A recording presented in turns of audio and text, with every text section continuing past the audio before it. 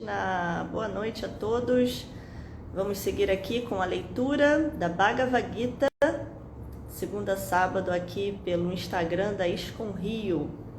Para quem não sabe, nós estamos no capítulo 2 da Bhagavad Gita, intitulado Resumo do Conteúdo do Gita. É um capítulo bem importante, né? Porque como seu próprio nome já diz, ele resume mesmo assim todo o conteúdo da Gita em apenas um capítulo, né? É introdutório, portanto, para a gente aprofundar esses temas depois ao longo dos próximos capítulos, né? E nós estamos bem no iniciozinho do capítulo 2, hoje o verso 3, e vamos ver o que a gente consegue comentar aqui, o que Prabhupada está nos trazendo, né, de mensagens importantes acerca dessa situação aqui vivida por Arjuna, o guerreiro Arjuna, tá bom? Bom, antes então de começar a leitura, nós vamos cantar um pouquinho. Eu só não vou usar cártala porque o tilintar das cártalas, assim, muito próximo do celular, fica um barulho meio ruim para quem está ouvindo, principalmente quem está de fone, tá bom? Então eu vou cantar só mesmo com as palmas. Jayurada Madhava Jaya Kunja Bihari Jayurada Madhava Jaya Kunja Bihari Jaya Gopi Jana Vallabha Jaya Girivaradari Jaya Gopi Jana Vallabha Jaya Girivaradari Yashodanandana Brajajanaranjana Yashodanandana Brajajanaranjana Yamunatira Banachari Yamunatira Banachari Hare Krishna Hare Krishna Krishna Krishna Hare Hare Hare Rama Hare Rama Rama Rama Hare Hare Hare Krishna Hare Krishna Krishna Krishna Hare Hare Hare Rama Hare Rama Rama Rama Hare Hare Jaya Jagannatha Jaya Jagannatha Jaya Baladeva Jaya Subhadra Jagannatha Jaya Jagannatha Jaya Baladeva Jaya Subhadra Gauranita Jaya Gauranita Jaya Gauranita Shri Shri Gauranita Gauranita Jaya Gauranita Jaya Gauranita Shri Shri Gauranita Giri Govardhana Jaya Giri Govardhana Jaya Giri Govardhana Jaya Giri Govardhana Giri Govardhana Jaya Giri Govardhana Jaya Giri Govardhana Jaya Giri Govardhana Prabhupada Jaya Prabhupada Jaya Prabhupada Srila Prabhupada Prabhupada Jaya Prabhupada Jaya Prabhupada Srila Prabhupada. Deixa eu dar boa noite para quem está ao vivo aqui com a gente. Deixa eu ver aqui, temos duas pessoas. Tef Weber, só apareceu essa aqui para mim, acho que a outra saiu. Boa noite, Tef. Se você puder dizer de onde é. É Stephanie Weber. Tef Weber. Se você puder dizer de onde você é, a gente sempre fica querendo saber de onde as pessoas são, tá bom? E se conhecem aqui o templo e etc. Bom, então vamos lá, vamos seguir com a leitura. Om Namo Bhagavate Vasudevaya. Om Namo Bhagavate Vasudevaya. Om Namo Bhagavate Vasudevaya. Então estamos lendo Bhagavad Gita como ele é, capítulo 2, intitulado Resumo do conteúdo do Gita, hoje o verso 3. Klaibhyamasma gamam parta naitatvai upapadyate Shudram Ridaya Daurbalyam Tyaktotista Parantapa. Klaibhyam, impotência, Masma, não, Gamaha, te entregues, Parta, ó filho de Prita, Na, nunca, Eta, esta, Tvai, para ti, Upapadyate, fica bem, Kshudram, mesquinha, Ridaya, do coração, Daurbalyam, fraqueza, Tyaktva, abandonando, Utista, levanta-te, Parantapa, ó castigador dos inimigos. Deixa eu só dar uma boa noite para quem chegou aqui. Nosso amigo Bhakta Adriano, que está aí de secretário nosso, né, nas transmissões, mandando o link para a galera. Obrigada, Adriano. Nosso amigo também Yarle Mozaga, já esteve por aqui, já está na hora de aparecer de novo. E o Luciano Almeida de Assis. Hare Krishna. Luciano, se puder dizer de onde é, tá bom?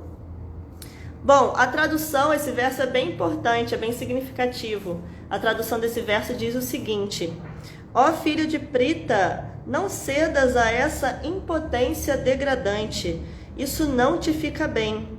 Abandona essa mesquinha fraqueza de coração e levanta-te, ó castigador do inimigo. Utista Parantapa. Levanta-te, ó castigador do inimigo. Bem significativo esse verso, né? Quando Krishna está dando essa injeção de ânimo em Arjuna, assim, do tipo, não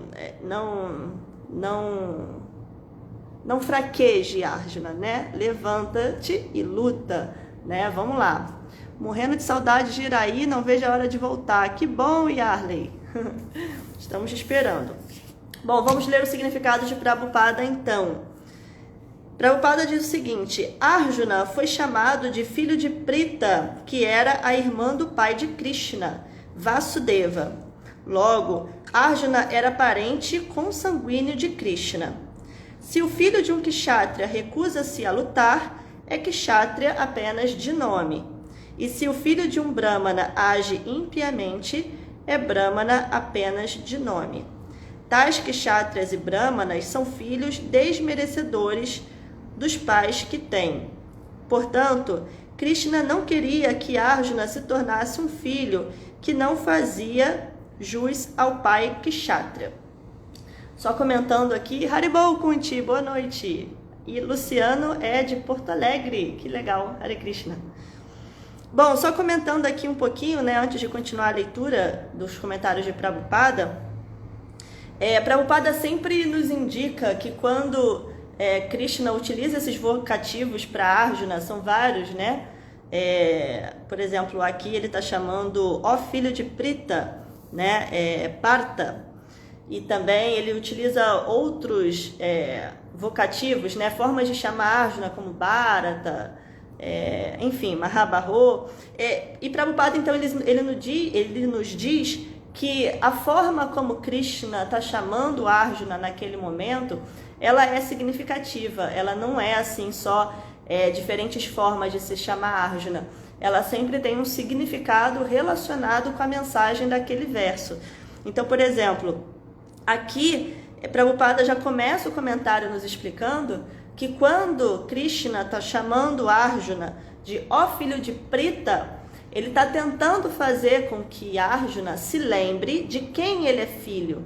Ele é filho de Kunti, que é parente consanguínea de Krishna. Então, ele é parente consanguíneo de Krishna, a suprema personalidade de Deus, né? Então, ele é filho também de Pandu e de Indra também, mas enfim, do Kshatriya, do grande guerreiro Kshatriya Pando, né? Então, quando ele chama Arjuna, ó filho de Prita, né? Ele também está passando essa mensagem para Arjuna de que, olha, você é filho de um guerreiro, você é filho de uma grande descendente de uma grande dinastia, descendente, um filho, né, de uma parente minha.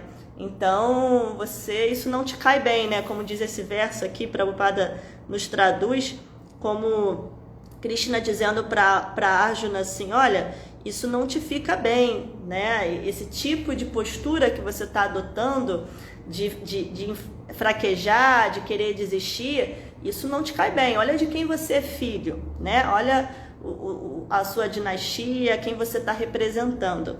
Então, isso é bem importante, né? E tudo isso só é falado quando Krishna chama Arjuna de ó filho de Prita, que é, na verdade, Partha, né? Em sânscrito, é quando ele chama Arjuna de Partha.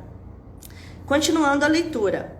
Arjuna era o amigo mais íntimo de Krishna, e na quadriga, Krishna o estava guiando diretamente. Então, imagina, Arjuna, além de ser, né, dessa família, aliás, dos dois lados, né? Tem um verso que eu estava estudando, que é o verso 14 do capítulo 2, logo mais a gente vai ler sobre ele, que Krishna chama Arjuna duas vezes, né? Kaunteya e Bharata.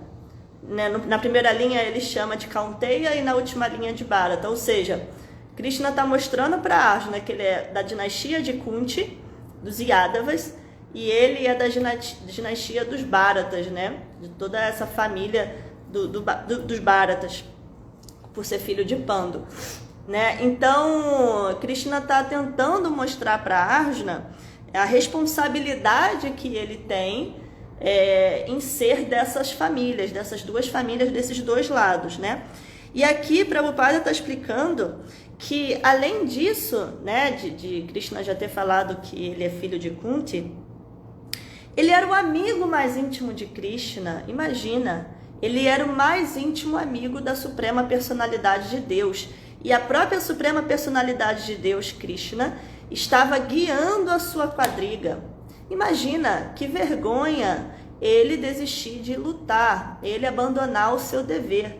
Olha só quem ele estava representando, né? Então, Prabhupada, ele continua aqui. Se apesar de todos esses méritos abandonasse a batalha, Arjuna estaria cometendo um ato infame, né? O quão vergonhoso isso não seria para todos os seus irmãos, os Pandavas, para todo o exército que estava ali dependendo de Arjuna, né, como um dos principais guerreiros dessa batalha, de toda a sua família, dos dois lados, de pai e de mãe, de Krishna, que estava ali do lado dele, guiando a quadriga dele. Então, assim, ele não está confiando, né, em Krishna. Então, seria um ato infame se ele realmente, com todos esses méritos, desistisse de batalhar. Então, eu acho que a gente pode dar uma pausa aqui na leitura e na descrição da Gita como um todo, na Batalha de Kurukshetra como um todo, e trazer um pouco para o nosso dia a dia, para a nossa vida, né? Muitas vezes a gente não está reconhecendo todos os méritos que a gente tem, né? Por isso que a ingratidão, ela é realmente um empecilho no caminho do processo espiritual, no caminho de rendição a Deus, né? Porque muitas vezes a gente não está observando todos os méritos que a gente tem.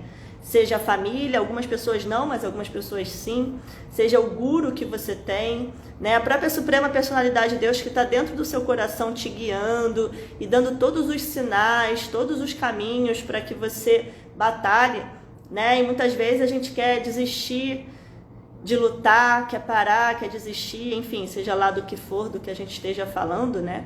Mas principalmente do processo espiritual, muitas vezes está tão difícil, né? O inimigo ali é algo, um empecilho, que a gente quer desistir, né?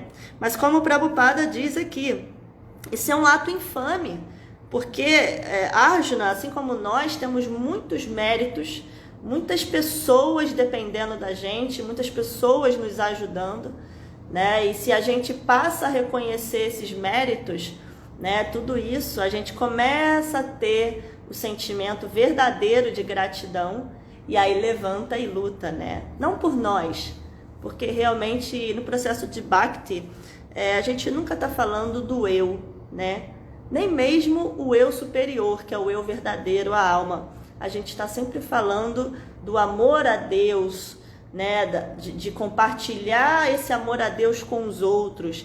É sempre para fora, assim, nesse sentido de compartilhar do outro, né? Nunca o que é benéfico para mim. Então, quando a gente começar a perceber todos esses méritos, toda essa ajuda e todas essas pessoas que a gente representa e também precisa ajudar, então aí a gente vai ter força para levantar e lutar, né? Aqui, Krishna fala para Arjuna, né? Abandona essa mesquinha fraqueza de coração. Ele fala Kshudra Hridaya Daurbalyam. Hridaya Daurbalyam é a fraqueza de coração.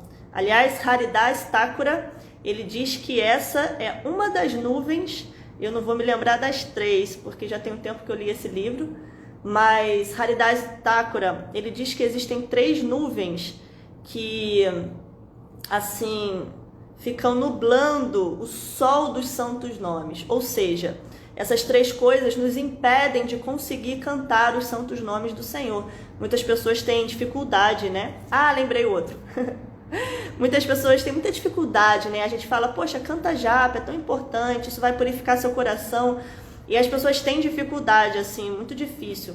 E aí Haridas Thakura, um grande Vaishnava, um grande devoto da nossa linha, da nossa tradição, ele diz que existem 3 nuvens que vão assim nublando, ficam na frente desse sol dos santos nomes, que nos impede de conseguir ter algum tipo de prazer e força ao cantar esses santos nomes que vão nos ajudar tanto nesse caminho, né?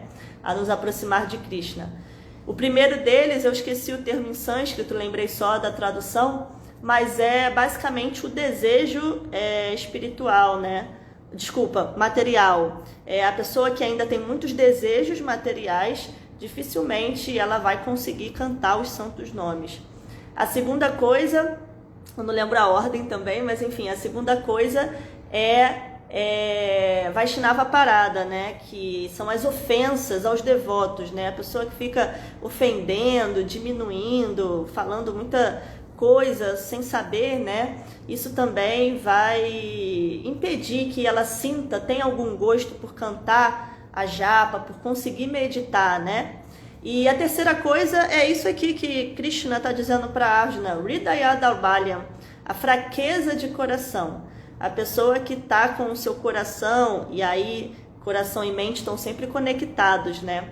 Não à toa a palavra cheta em sânscrito, às vezes ela é traduzida como consciência, às vezes como coração, às vezes como mente, né? Então, quando o nosso coração ou a nossa mente estão fracos, né, dificilmente a gente consegue também ter ânimo e ter força e sentir algum gosto em cantar os santos nomes de Deus, né? Em fazer a nossa meditação mântrica. Então, Krishna está dizendo aqui, abandona essa mesquinha fraqueza de coração e lute. Bom, vamos continuar aqui com os comentários de Prabhupada, tá?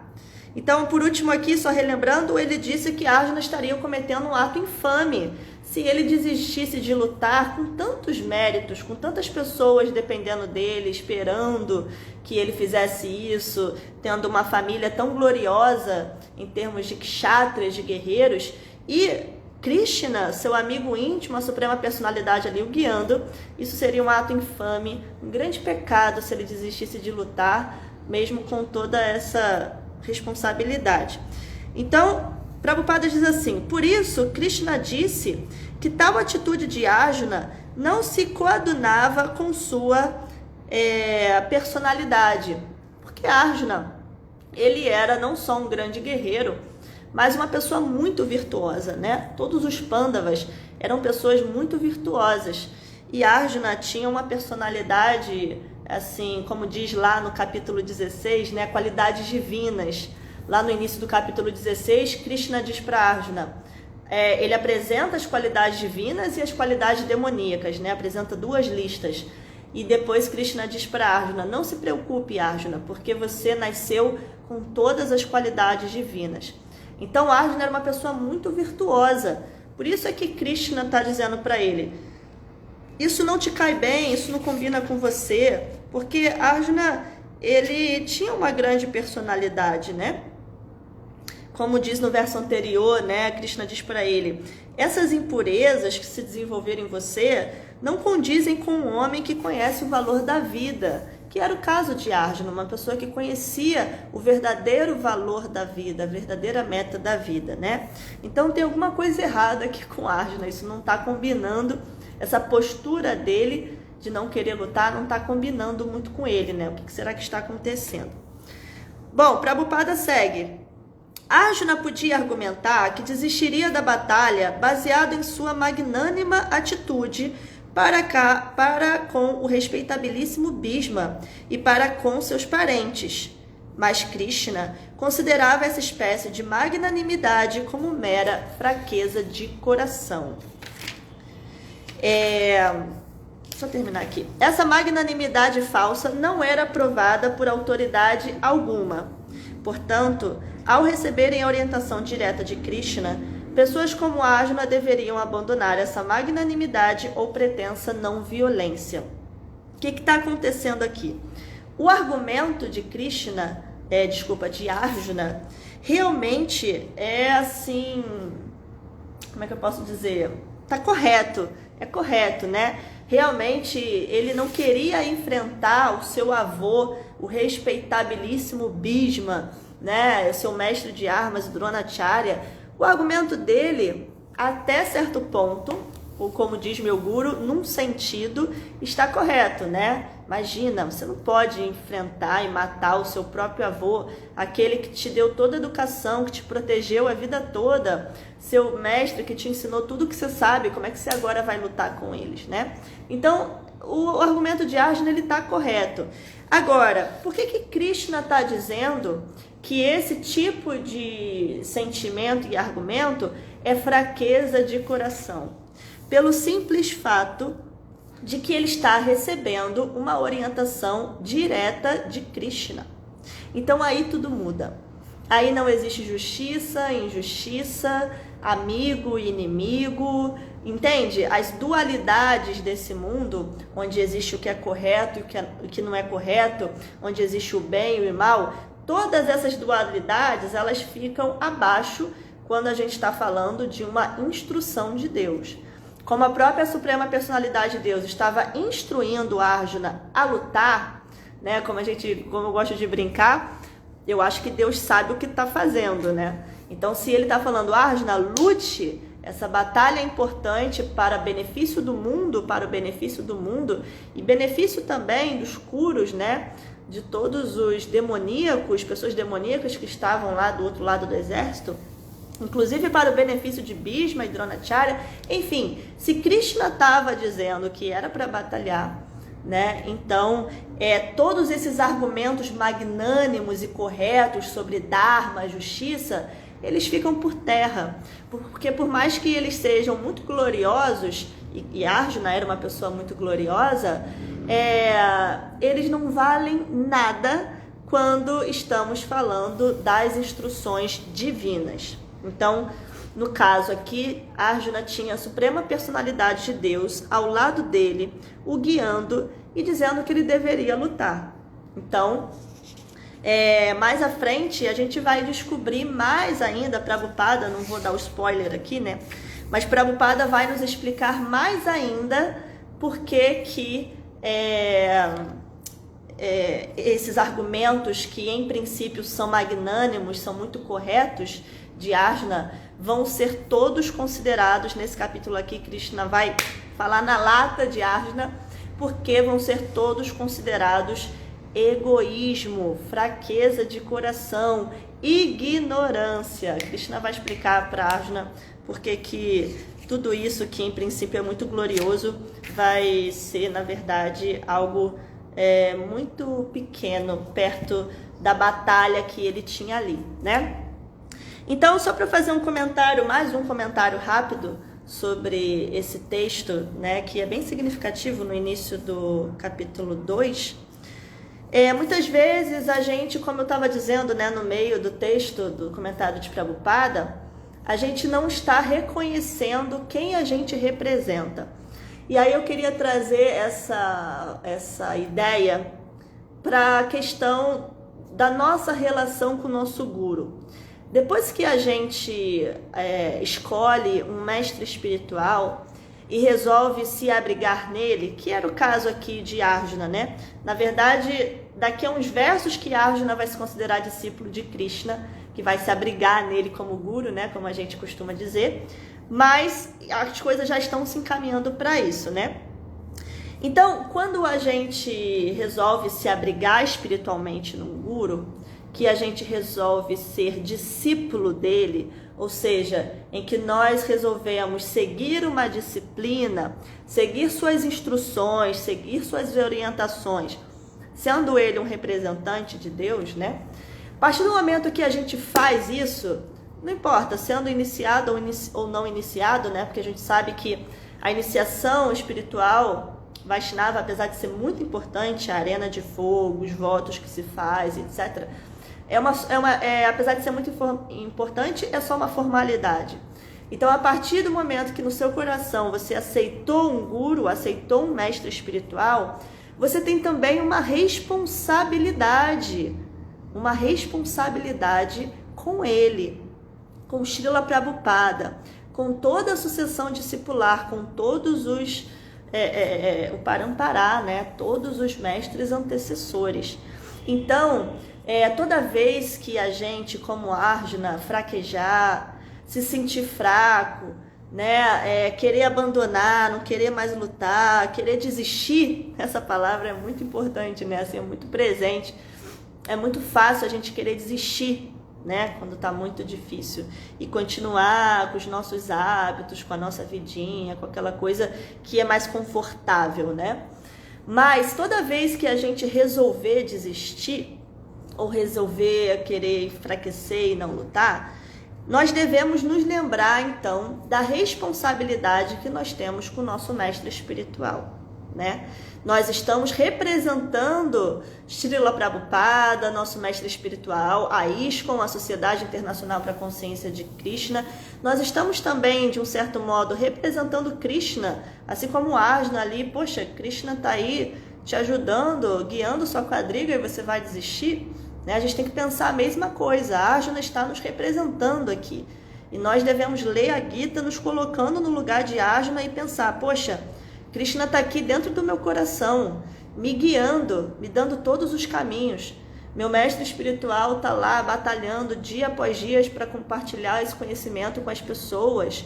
Srila Prabhupada, por isso que é tão importante a gente conhecer a biografia de Prabhupada, ler o livro, né, que é Prabhupada Lilamrita, ou um santo no século XX, desculpa, ou o filme, enfim. Prabhupada, né, imagina, foi para Nova York sozinho, sem nada, lutou tanto para compartilhar esse conhecimento. Todos os mestres antecessores fizeram tanto por nós para compartilhar esse conhecimento, e eu vou desistir, né? Tem uma carta que Prabhupada ele manda, eu estava ouvindo, né, as cartas de Prabhupada. Tem um canal no YouTube com cartas de Prabhupada em português, né? Um trabalho bem legal que os devotos fazem de traduzir as cartas e botar lá o áudio. E era um líder de um templo, né? Um presidente de um templo que manda uma carta para Prabhupada, provavelmente questionando, reclamando de várias coisas, né? E Prabhupada fala para ele, olha, meu amigo, você está na plataforma mental. Essa história de quero, não quero, é bom, é ruim, queria que fosse assim, não assado, todas essas dualidades são da plataforma mental. E Prabhupada fala para ele, eu esqueci o nome do devoto, saia da plataforma mental e deixe que a sua inteligência atue. E Prabhupada fala para ele, poxa, você é um Vaishnava. Não importa se era um ocidental, se estava há pouco tempo no movimento, não importa. Já era uma pessoa que já tinha assumido o caminho, o abrigo espiritual de Prabhupada e estava ali representando. Então ele fala, você é um Vaishnava, você não pode mais ficar nessa plataforma mental, não, sim, bom, ruim. Isso não condiz com o caminho que você escolheu. Então, se a gente não consegue fazer por nós, se a gente não consegue sair dessas dualidades, dessas fraquezas por nós, que a gente faça então por responsabilidade, né? Por assim, realmente, olha, eu assumi esse compromisso e é minha responsabilidade não desistir, continuar, porque tem toda uma linha sendo representada assim por mim, né? Então eu tenho uma responsabilidade. Mesmo as profissões, né? Quando as pessoas assumem uma responsabilidade, uma pessoa que mancha ali, sei lá, um médico que faz uma besteira, ele mancha todos os outros médicos, né? Um policial que faz uma besteira, você já fica desconfiado de todos os policiais. Então, se a gente não consegue fazer por nós, que façamos então por responsabilidade. A gente tem uma responsabilidade, a gente tem esse papel com o nosso guru e com o Srila Prabhupada, com a ISKCON e etc, né?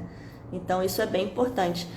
Deixa eu ver aqui o comentário de Yarley. Tô chocado que isso encaixa justamente com o bate-papo que eu tive com o Prabhu Abai hoje. Que legal! Sintonia aí, viu? Parece que o assunto do dia, então, é esse, né? Não nos cabe essa impotência degradante, como Krishna disse para Arjuna. Isso não nos fica bem, tá? O pessoal aí que tá fraquinho, tá querendo desistir, tá, né, assim, mais para lá do que para cá, isso não nos fica bem. Né? Nós estamos querendo ser, obviamente, mas nós temos que pensar nesse momento também. Poxa, nós somos Vaishnavas, nós somos seguidores de Krishna, seguidores de Chaitanya Mahaprabhu. Olha quanta gente forte, né, que está aí nessa sucessão que a gente escolheu participar. Então, temos uma responsabilidade aí, que a gente consiga então abandonar essa mesquinha fraqueza de coração e levantar e lutar, ok? Se alguém quiser fazer algum comentário ou alguma pergunta, eu finalizei por aqui. Vou só dar uma boa noite de novo ao Bhakta Adriano, obrigada por ficar aí até o final. E Arley também, obrigada. Bhakta Odd, que está aqui conosco, podia estar aqui presencialmente, mas não sei, acho que a gente esqueceu de avisar ele, que era agora. Fê Ribeiro, que eu não conheço, muito prazer. Fê Ribeiro, obrigada pela presença. Ifabein, Iamiosoronga Fabein, Ifabein, muito prazer, muito obrigada pela participação. E o Luciano de Porto Alegre, que também ficou aí até o final. Janquiel Mendes, Janquiel entrou agora no final, mas dá para ver depois a aulinha, tá bom? Valeu, gente, muito obrigada. Todas as glórias a Srila Prabhupada. Muita força então, hein? Força em sânscrito significa bala. Quem é Bala? Baladeva, Balarama. E Balarama é o quê? O mestre espiritual supremo, né? Então essa força nós vamos encontrar no nosso mestre. Dificilmente vamos encontrar na gente, né?